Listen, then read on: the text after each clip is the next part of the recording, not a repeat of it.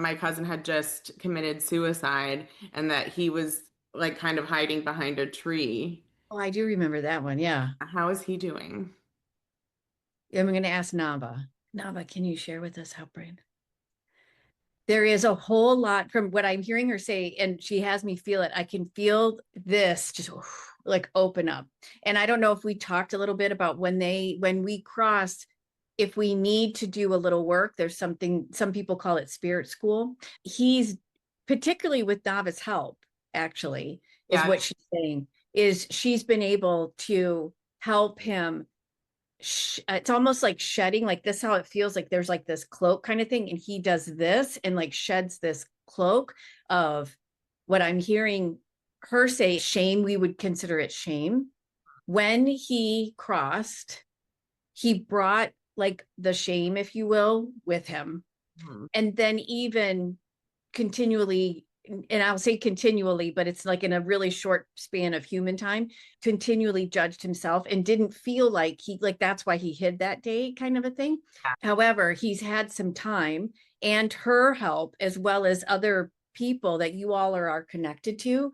There was something in the reason why, like people will say that when we choose suicide as our exit strategy, right? It's not God's will.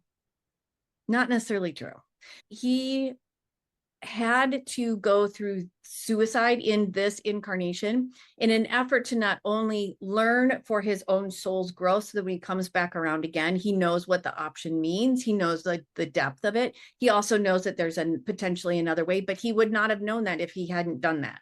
Mhm. But the other thing is that the way that he chose was also part of his soul contract with several people Mhm. in an effort to have them understand some of the nuances and things that are impacting our, I'm going to say culture, but also just the human species as a whole. Like he has a role. His passing in the way he chose was written in Mhm. an effort to help other people wake up. Mhm. Mhm. This has to be a conversation, not necessarily this has to stop, but this has to be a conversation.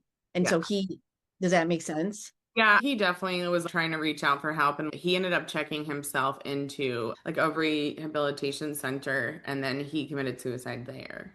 Oh, okay. Oh, yeah.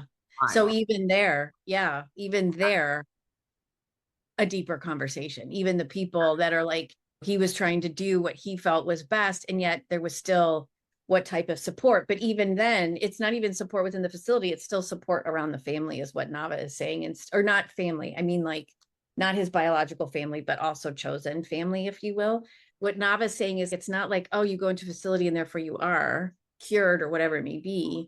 There's Yes. so much more, right, that has to transpire. And some of that, That's what we were talking about, like behavior is not linear. But this was just so nice. I truly feel that we're all puzzle pieces, of each other and the concept of we are one and the illusion of separation. separation. Yeah, you can, I get that. Yeah. Like a myth and animals don't see stuff that way. But yeah, at the same time, it's like all of this work, all of this behavior, all of this healing is so important on my next journey too. I mean, everyone's obviously, but like this platform is Yeah. just awesome that we can just share different ways of healing. Just for our listeners, how can people book through you? Yeah. So the website is juliehirt-intuitive.com, or you can also go to trusttheanimals.com. I have both URLs and they'll go right to my website.